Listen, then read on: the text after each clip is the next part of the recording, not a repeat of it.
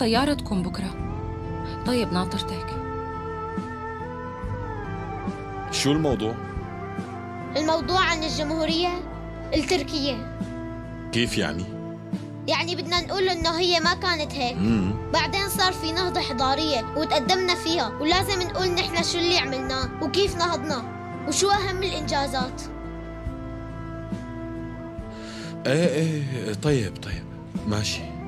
وانت شو كتبت؟ أنا كتبت إنه تم القضاء على السلطنة وإنه الجمهورية قامت بعدها. بس بعدين شو لازم أقول؟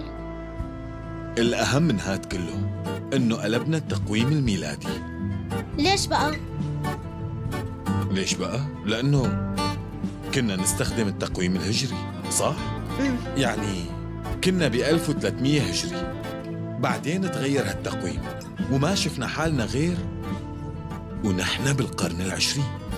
قفزنا بيوم واحد فجأة شي 600 سنة لقدام. ومع هاد لسه في كتير ناس عايشة بالماضي وحاطة الطرابيش هيك على رأسها وكتير قصص. بيصير هيك؟ بيصير؟ ما بيصير. لازم نتطور وما نطلع ورانا بنوم، لأنه الزمن بيمشي وما بيوقف. لهيك شيل الطربوش والبوز طاقية وكفي حياتها.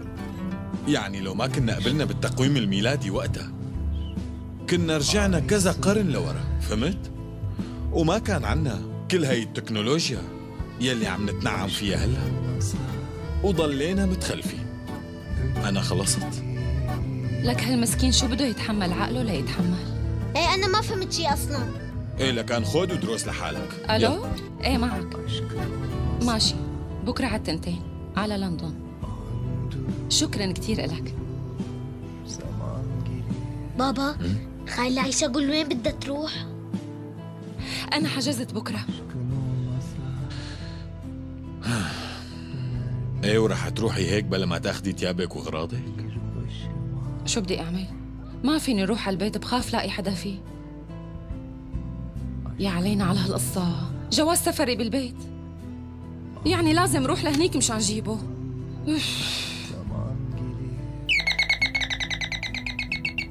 مين ممكن يكون بهالوقت؟ لازم تكفي كل هدول.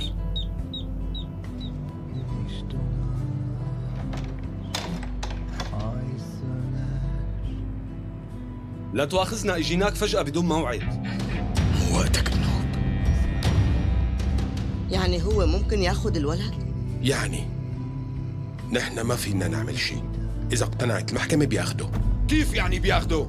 أنا عم أدفع لك كل هالمصاري مشان تيجي بالآخر تقول لي بيقدر ياخده بهالسهولة؟ مستحيل اسمح له. نحن رح نعمل كل شيء بنقدر عليه.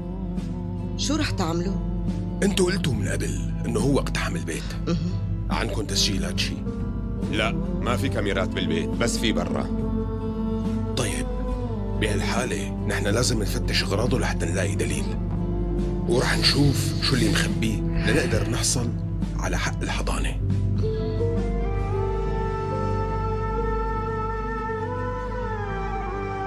صاحب البيت وبهالوقت؟ ايه عايشة، قولوا شو بدي أعمل؟ ما بقدر أقول له لا تجي. هو كتير متدين ويمكن كمان راح على الحج 10 مرات، هي إذا مو أكتر، ويمكن يقلعني من البيت إذا شافك عندي. بعدين منصفي ننام بالشارع وأنا في عندي ولد صغير، شو أعمل فيه؟ يعني هذا شو ذنبه؟ إيه ليكي قولي شو ذنب هالمسكين؟ شو ذنبه يعيش بالشارع من غير بيت طيب وهو بريء؟ فهمنا حاجة بقى، عن جد انك كبرت القصة كتير. ايه شو بدك يعني نط من الشباك يعني؟ لا تعي فوتي لجوا شو وخبي هالحكي بالغرفة الفاضي هلا هادي؟ فوتي وسكري على حالك. خلص وانت تعا اقعد هون واسكت. ايه لا تتحرك، ماشي؟ يلا ماشي.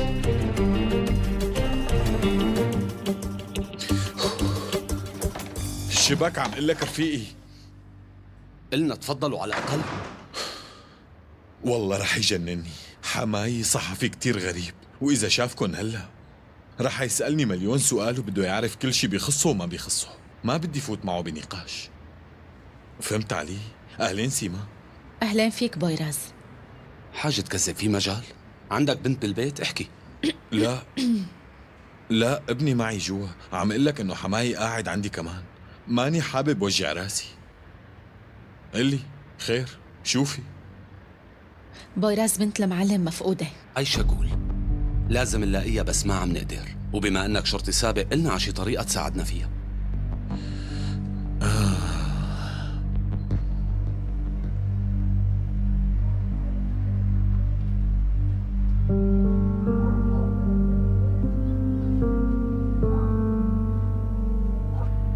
يمكن إذا سألتوا الشرطة منيح، يعني عن طريق رقم سيارتها أو تسجيلات الكاميرا أو ملاحقة رقمها بالمنطقة، يمكن تقدروا تلاقوها. فكرنا بهالشي، بس المعلم ما بده يدخل الشرطة بالقصة، لازم نلاقيها لحالنا. طيب بس أعطوني وقت. عم أقول لحالي يمكن نعرف وين مكانها إذا دفعت شي بالفيزا كارد تبعها أو استخدمتها حتى، أو سحبت شي مبلغ. يعني كل شي ممكن يصير، بس مثل ما قلت بدي وقت لأقدر أعرف وبخبركن شو بيصير.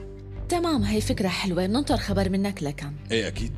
طيب تصبح على خير. وأنتو بألف خير. أنا بعد إذنك بدي استخدم الحمام. شو قلت؟ سيفير قال لك ما فينا ندخل خلص. شكرا لأنك مقدرة. آسف إني خليتكن توقفوا هيك برا. لا تاكل هم أبدا. حقكن علي.